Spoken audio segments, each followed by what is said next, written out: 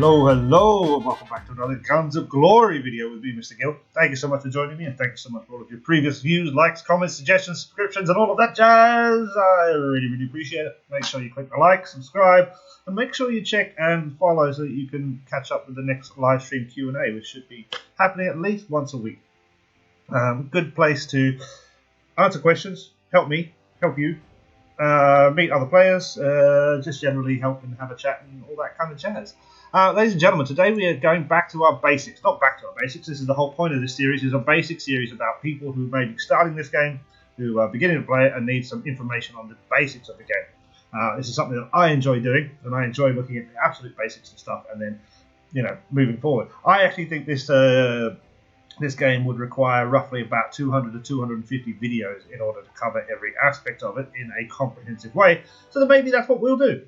Anyway, today we are talking about troop types. If you've just started this game and maybe you're in a small little castle, you have built your 3 types of training grounds. There are actually 4, but we're going to be talking about 3 to begin with. You have, of course, your barracks, you have, of course, your stables, and you have, of course, your shooting range. I believe the shooting range is the first one. Yeah, I think it is. It's the first one you build, and then I believe you build your barracks, and then I believe you build your stables. I can't remember exactly. Each one of these produces a different type of troop. We either have infantry from the barracks, we have cavalry from the stables, or we have distance shooters from the shooting range. Each of these types of troop have different sort of attributes in terms of health, attack, defense, speed, power, load, how much they can carry, and then upkeep, how much it actually costs to have them. Now, troops in this game are relatively, I guess I'm going to say relatively cheap in order to train, but you do need and require enormous amounts of them. If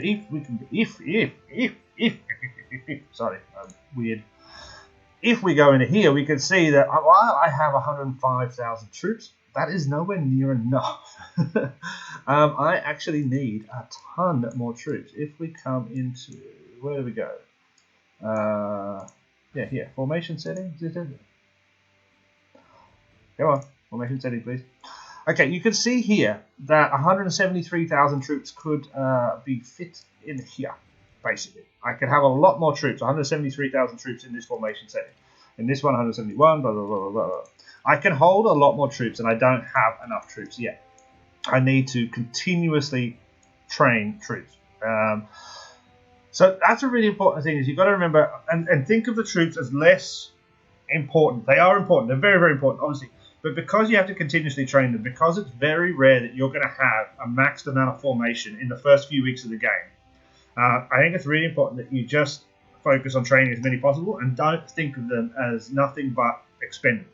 Now, basically with troops, very easy to train them up. You obviously just click in here, click a train, you choose the one you want to train, which level. As you can see, we're currently up to tier 8 troops, sharpshooters. We click train, and it tells you how much it's going to use here. One thing we can do, obviously, is that there is a way of promoting these troops. So if we click in here, you can see that we have 15,697 marksmen. I don't want to train any more of these because they are tier 7. We want tier 8 troops now. But what I can do is click on this little thingy here. There's a little arrow there in the bottom. This will then upgrade these troops. So this will take these level 7 marksmen and turn them into level 8 shooters. This costs pretty much the same. It's basically making up the differences between the two levels. Yeah, so it's not like a cheap way to do it or a trick way to do it or anything like that. It is effectively the same amount of resources you're going to spend either training level 7 and upgrading them to level 8, or just training level 8 straight off the bat. However, it does seem a little bit quicker. A lot quicker. So we can train 515. So it's actually a kind of good way is to constantly make sure that you have a maximum amount of the highest tier you can have, because it is slightly quicker to train them all up to be the next highest tier when you open that than it is to train brand new highest tier when you open that. That's a good way to level them up. Now, when we're talking about the troops, as I said, there are 3 types, and most people will have a favorite, or everybody will have a kind of troop that they think you should be focused on. Now, when I first started this game, everybody in the Alliance said to me that you should have distance troops. Distance troops were the best troops, and these are the guys, the shooting guys. Now, does Mr. Gill agree with that? Mr. Gill agrees with that to a certain level. And still analysing this idea that distance troops are the best.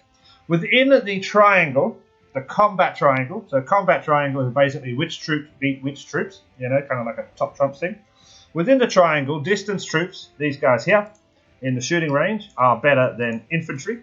Okay, infantry are better than cavalry, and cavalry are better than distance. Okay, so within that triangle, distance troops can beat the infantry guys, but they get beaten by the cavalry guys. Yeah, everybody understand that? Good. It says that if you ever get confused or you forget that piece of information, you can easily find that just here. Distance troops are stronger against infantry and weaker against cavalry. It says it there, easy, and it says that in the description of each type of troop. So it's a good thing to remember that. So, should we be training distance troops then, considering they can beat up the infantry, but they get beaten up by the cavalry? If we look at every level, not every level, but if we look at an example level, so let's take tier 7, because I have tier 7 troops in every category. Let's see what exactly the differences are. Now, I'm not going to go through each one because I've written it down, but we're looking now at the distance troops, okay? So the distance troops have a health of 96. You can see that here, 96. That is the same for the cavalry, tier 7 troops. However, the infantry have a health level of 193. Now remember that distance can beat infantry, okay? But the infantry has a high level of health. In terms of attack, these guys at distance have a 238 attack. The cavalry have a 238 attack. The infantry only has 119 attack. Okay? Just remember all of these numbers. In terms of defense, the distance and the cavalry both have 126 defense, but the infantry has 253 defense. Okay, now we're starting to see a pattern. Basically, what we've got here is that cavalry and distance troops are your attack troops. Okay, they have a higher attack levels, but they have lower defense levels. Infantry are your defensive troops. Okay, these are the guys that have a very high defensive and they have very high health. So, where does that leave us in terms of what sort of troops we should have? It's going to depend on what sort of game you're going to play. Now, a lot of people are going to put down in the comments below, and a lot of people have told me this already, that this is a war game. And if you're not fighting, then you're not playing the game, and it's all about war, and everything's about war. As always, I'm going to disagree with that, and I'm going to say that I've played many war games and never actually raised a finger in anger at anyone. I consider these games to be farming games. These are farming games, these are grinding games, these are strategy games that eventually you will not have to fight. If you play efficiently, you will be so strong that you will never have to fight. That is my view of these types of war games. It is about being as efficient as possible, growing as fast as possible so that your power is overwhelming. The kind of shock and awe technique of power, so to speak. However, if you're going to attack, it is obvious that you're going to need the highest level attack troops. The other things that we need to consider are the speed, the upkeep, and the load. So the load is how much you carry if you're looting somebody or if you're gathering. Yeah. The power is the same for every tier. So if it's a tier 7 troop, they all have the same amount of power. Okay. In terms of the cost of them, the upkeep, that is all the same for tier 7 troops as well. Everybody has an upkeep of minus 1.4 food. But the load is slightly different. So these distance troops here, the ones we're looking at now, the shooting range, they have a load of 9. The cavalry have a load of 7. And the infantry have a load of 10. Okay, so now we're starting to get an idea. The infantry are good troops to have at home in our defensive formations. They're good troops to possibly do some gathering. But they're not great troops to send out and attack either other players or to attack NPCs, either red guard threats, etc., etc., etc. So we have a choice between the cavalry and the distance. Which of these troops are we going to focus on as our main attack force? Obviously, you can split it and just have both. You can have, 50% of your guys are cavalry, 50% of your guys are distance. And that's kind of roughly where I'm at this point. However, looking at it kind of objectively, I do see that the cavalry have a higher amount of speed. Okay, so we can see here that the shooting guys, the distance troops, have a speed of 8. The cavalry have a speed of 14. That makes them faster to get stuff done, and I kind of like that. However, they have a lower load, so they're not going to be able to raid as much. Now, this is where we come down to the kind of difference. It's why I said at the start of the video that I'm unsure about whether or not distance are the best troops to have.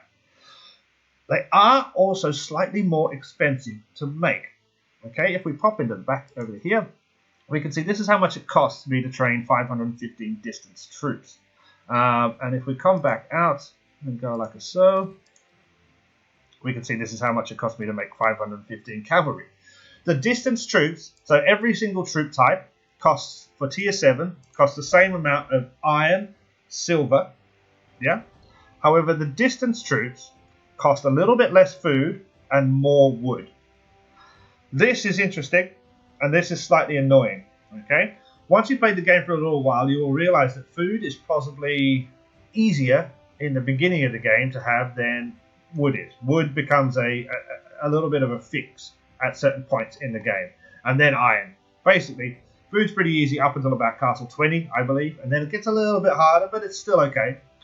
Because you've got so many troops then, they're starting to eat too much food. Wood is always kind of a tough thing to have, and then iron gets a lot harder towards kind of Castle level 23, which I'm heading to at the moment. But if you're going to have distance troops from the start, you're going to be spending more wood and less food. And that I find kind of annoying. And this is one of the reasons that I'm kind of on the fence about whether or not distance troops are the better troops to have or cavalry are the better troops to have. So what we're going to conclude here is that, A, it's kind of up to you, and it depends how aggressive you are as a player. You are going to have, and in my view, I'm actually going to start doing this. I'm going to training up a lot more infantry to have as my defensive kind of formation. So I'm going to, make sure. I'm going to make sure I have a few more of those getting trained up every day. In terms of which ones I'm going to have as my attack, I'm going to stay with the 50-50 I have at the moment because I'm unsure whether or not it's best, and I'm going to have to learn a bit more about the game in order to kind of make a proper decision. But I would say, and I recommend highly to you, is that you should probably go with distance, simply because everybody said that's better, and you can carry more. It kind of just that thing of carrying more stuff when I'm doing stuff. I just find that more useful in general. And far more useful than speed. I think speed will be important later game, but I don't think that I'm that worried about it now. I'm a little bit more worried about how much I can carry, how much I can gather, how much I can raid. So that's kind of the conclusions. Train more infantry as your defensive group. Train distance as your attacking group, but don't hedge all your bets. So have a few shooting guys in the back as well. Yeah, but that's kind of a overview of the troop types and what I think. There is one other troop type, and that is the artillery. These little cannon boys. These are useless. Artillery are neither stronger nor weaker against other troop types. They are absolutely useless. The only reason I have artillery is to gain the chest every day. If we can pop down here, and I've said this before and I'll say it again. One of these here says train 150 artillery, and it gives me some points for this. It's somewhere here. Where is it? Train 150 artillery of any level. That's the only reason I train any artillery every day, because it's going to get me some points here. It's also going to give me a couple of speed ups, a little bit of wood and food. I know it seems a small amount, but every little bit counts. I also train these guys because they do have the highest amount of load. So this is a load of 12 for these T7s. In terms of the attack and the defense and the speed and everything, they're pretty damn useless. Their upkeep is exactly the same as the other guys, but their load is good. So I have roughly, 3,000, nearly 4,000 of these guys, and I kind of use them as a formation 3 or 4. Let's have a look. Where are they? I think they're formation 3. Yeah, they're here. I use these guys. They can gather about 90,000, so they're pretty much always gathering stuff on a daily basis. That's just what they do, and they're kind of sitting there. They don't cost me too much in order to make. But in terms of kind of attacking or defending, these guys are useless. Do not count on them and do not have them. Also, never send them in a rally, because they are slow as crap. Yeah, they will just slow everything down. Yeah, we can see here. How slow are they? Speed 7. It's not that crap, but it is pretty crap. It is the lowest, and it's not as fast as cavalry. That's also an interesting point. Maybe for rallies and stuff, I would have a whole bunch of cavalry. The game is smart, because the game has got everything close enough that there are benefits to each type. I like it, but we're going to work this out. So let's call this video Troop Types Basic.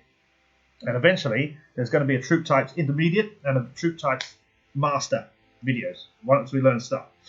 If you play this game a lot and you're probably a higher level than me, then let me know down below what you think is the best troop type to train, and let me know why. Don't just say, it's distance, you idiot, you're an idiot, it's distance troops, or everybody should have infantry, you're an idiot. And don't call me an idiot. But yeah, let me know what you think down below. I want to learn, guys, and I want to try and then help other people by teaching them and showing them in these videos. So let me know down below which you think are the best troops to train. Or find me in game. I'm in state 627. Send me a message if you can. I'd be more than happy to talk with you and chat. And then, as I said, next time I'm doing a live stream Q&A, which should be once a week. I think Wednesdays are going to be this game. Wednesdays sometime. I'll put up a notice on my community page on YouTube, so make sure you subscribe. But next time I'm doing that, you can pop in and we can have a chat as well. Thank you so much for watching. I really hope you enjoyed it. Click the link, click the like button, subscribe if you can. Make sure you eat some cheese and have a good day. See ya.